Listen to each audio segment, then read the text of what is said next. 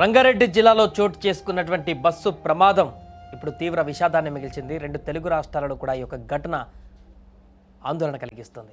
ఇక ఈ ప్రమాదంలో మరణించినటువంటి కుటుంబ సభ్యులు ఒక్కొక్కరిగా ప్రమాద స్థలానికి చేరుకుంటున్నారు, ఆసుపత్రి వద్దకు చేరుకుంటున్నారు. అక్కడ వారి ఆర్తనాదాలతో పూర్తిగా కన్నీటి సంద్రంగా మారింది ఆ వాతావరణం అంతా కూడా. కంకర లారీ బస్సును ఢీకరణతో జరిగినటువంటి ఈ ప్రమాదం అనేక మంది మృతికి కారణమైంది. ఇప్పటి వరకు 24 మంది మృతి చెందారు. వారికి సంబంధించిన కుటుంబ సభ్యులందరూ కూడా ఆసుపత్రికి చేరుకుంటున్నారు. కంకర కింద ఇరుక్కుపోయి మరణించినటువంటి దృశ్యాలు అందరినీ కలిచివేస్తున్నాయి. ఈ సందర్భంగా అక్కడికి వచ్చినటువంటి కుటుంబ సభ్యులు కూడా తమ వారు ఎక్కడ ఉన్నారంటూ కూడా వెతుక్కుంటూ తమ వారు చనిపోయారనేటువంటి విషయాన్ని జీర్ణించుకోలేక అక్కడ ఆవేదన పెడుతున్నటువంటి పూర్తిగా భావోద్వేగంతో కూడుకున్నటువంటి పరిణామాలు అక్కడ ఉన్నటువంటి వారందరిని కూడా కలిచివేస్తున్నాయి. కొంతమంది తల్లిని పోగొట్టుకున్న వారు ఉన్నారు, చెల్లిని పోగొట్టుకున్న వారు ఉన్నారు, పిల్లల్ని పోగొట్టుకున్న వారు ఉన్నారు. ఇలా ఒక్కొక్కరిది ఒక్కొక్క కథ అన్నట్టుగా అక్కడికి వచ్చినటువంటి బంధువుల ఆర్తనాదాలు, కుటుంబ సభ్యుల ఆర్తనాదాలతో ఆ ప్రాంతం అంతా కూడా కన్నీటి సంద్రంగా మారింది.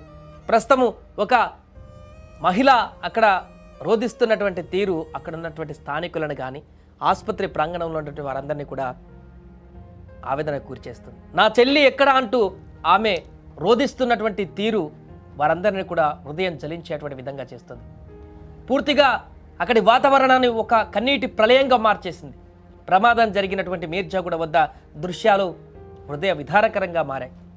తమ ఆప్తుల కోసం వచ్చిన బంధువులు, స్నేహితులు శిథిలాల వద్ద రక్తపు మడుగులో పడి ఉన్న తమ వారిని చూసి చేస్తున్నటువంటి ఆర్తనాదాలు అక్కడ మిన్నంటుతున్నాయి. మృతుల్లో 10 నెలల పసికందుతో పాటు ఆమె తల్లి కూడా ఉన్నారు. తన చిన్నారిని కోల్పోయిన ఆ తండ్రి రోదన అక్కడున్న ప్రతి ఒక్కరి హృదయాన్ని కూడా కలిచివేస్తుంది. తమ పెద్ద దిక్కును కోల్పోయిన యువకులు చేతులెత్తి పగిలిన అద్దాల ముందు కూర్చొని కన్నీరు మున్నీరుగా విలపిస్తున్నారు. తమ వారిని చివరి చూపు కూడా సరిగా చూడలేని దుస్థితి అక్కడ నెలకొందంటూ కూడా ఆవేదన పడుతున్నారు. తాజాగా ఒక మహిళ అక్కడ రోధిస్తున్నటువంటి తీరు అందరినీ ఆందోళనకు గురి చేస్తుంది. ఒకసారి ఆమె ఏం మాట్లాడుతుందో విందాం. ఎవరున్నా బస్సులో? మీకు ఎవరామె? మీ చెల్లి ఒక ఆమె ఉందా? ఇంకో మీ చెల్లితో పాటు ఎవరు ఇంకా మీ ఊళ్ళో? ఏడిపోతుందమ్మా అమ్మ? కాలేజా? ఎక్కడ అవుతుందమ్మా? కాలేజ్ ఎక్కడ అవుతుంది అమ్మ? డైలీ అవుతుందమ్మా? లేదు, మొన్న సాయంత్రం వచ్చింది. చెల్లిని కోల్పోయినటువంటి పరిస్థితులు అక్కడ ఏర్పడ్డాయి. చాలామంది తల్లిదండ్రులను కోల్పోయిన వారు ఉన్నారు, పిల్లల్ని కోల్పోయిన ఉన్నారు. ఇప్పుడు ఆ మహిళ రోధిస్తున్నటువంటి తీరు, తన చెల్లి కాలేజీకని బయలుదేరింది బస్సులో, ఇలా శవమయ్యి తిరిగి వస్తుందని కూడా ఊహించలేనటువంటి పరిస్థితి.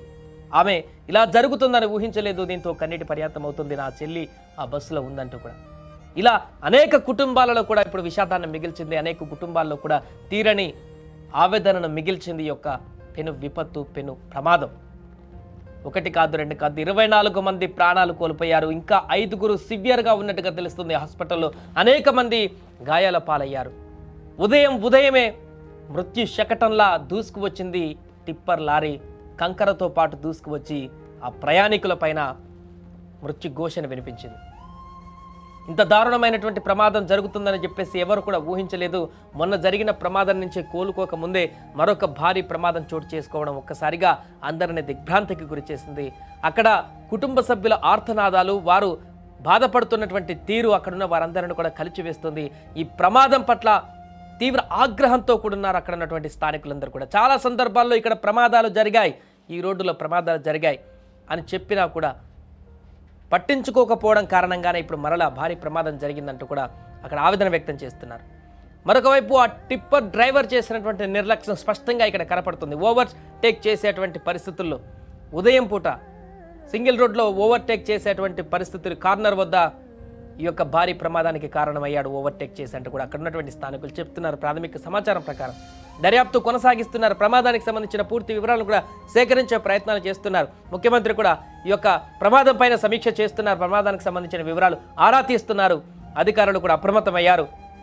అక్కడ మిగతా వారిని కాపాడుకునేందుకు అన్ని రకాల ప్రయత్నాలు చేస్తున్నారు. హాస్పిటల్స్ని అలర్ట్ చేశారు. కుటుంబ సభ్యులకు భరోసా ఇస్తున్నారు. ఒక్కొక్క ఎమ్మెల్యే అక్కడికి చేరుకొని కుటుంబ సభ్యులతో మాట్లాడి వారికి అండగా ఉండేటువంటి ప్రయత్నం చేస్తున్నారు. బాధను పోయినటువంటి వారిని తిరిగి తీసుకురాలేం, కానీ వారి బాధను పంచుకునేటువంటి ప్రయత్నం చేస్తున్నారు. వారికి అండగా నిలిచేటువంటి ప్రయత్నం చేస్తున్నారు. అక్కడ రోధిస్తున్నటువంటి తల్లి, చెల్లి వారందరి బాధని పంచుకునేటువంటి ప్రయత్నం చేస్తున్నారు, వారికి భరోసాగా నిలిచేటువంటి ప్రయత్నం చేస్తున్నారు.